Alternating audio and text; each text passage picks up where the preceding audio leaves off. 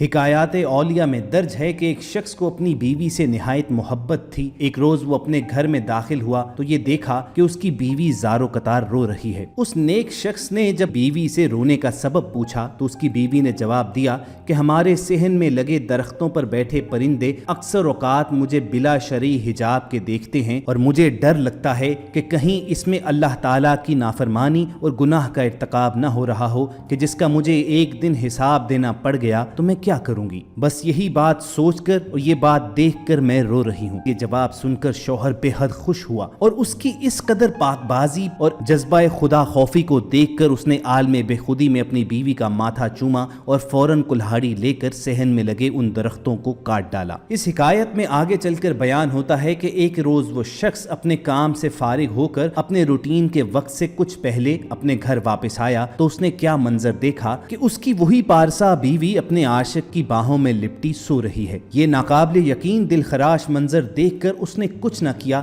बस घर से अपनी कुछ जरूरियात की चीजें पकड़ी और वो घर और बस्ती छोड़कर सफर पर निकल पड़ा। कुछ दिनों की मुसाफत के बाद वो शख्स एक ऐसे शहर में पहुंचा जो बादशाह वक्त का अपना शहर था। वो पाकबाज शख्स जब वहां पर पहुंचा तो उसने देखा कि अमीर शहर के महल के गिर्द काफी भीड़ जमा थी। उसने इस हजूम का सबब पूछा तो लोगों ने उसे बताया कि बादशाह वक्त के महल से खजाना चोरी हो गया है। वो शख्स अभी उन लोगों की बातें सुन ही रहा था कि उस भीड़ से एक ऐसे आदमी का गुजर हुआ जो अपने पांवों के बल की बजाय बहुत संभल संभल कर सिर्फ उंगलियों के अतराफ के बल निहायत एहतियात के साथ चल रहा था, जैसे किसी को जमीन पर बचा रहा हो। उस शख्स ने जब उस पुरसरार आदमी के बारे में दरियाफ्त किया तो लोगों ने उसे बताया कि ये शख्स हमारे शहर के दीनी और मजहबी पेशवा हैं जो अपनी उंगलियों के बल पर महज इसीलिए चलते हैं ताकि इनके पांवों के नीचे आकर कोई चूंटी दब न जाए और मौत का शिकार न हो जाए। शेख साहिब के मुतल्लिक लोगों का ये जवाब सुनकर वो आदमी चिल्ला उठा कि अल्लाह की कसम, मुझे बादशाह के खजाने की तिजोरी के चोर का हतमी पता मिल गया है। मुझे इसी वक्त बादशाह वक्त के पास ले चलो। जब वो बादशाह के महल में पहुंचा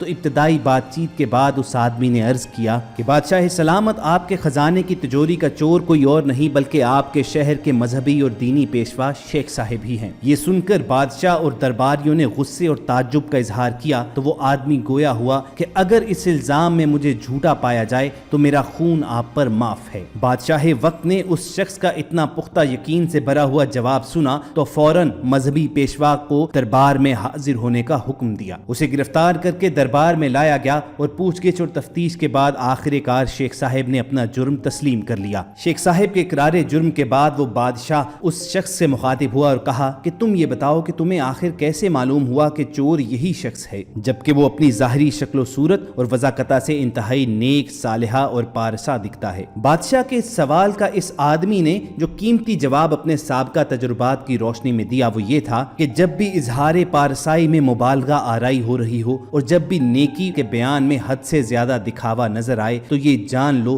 कि इसके पीछे जरूर कोई ऐसी बात है जिसे छुपाने की कोशिश की जा रही है।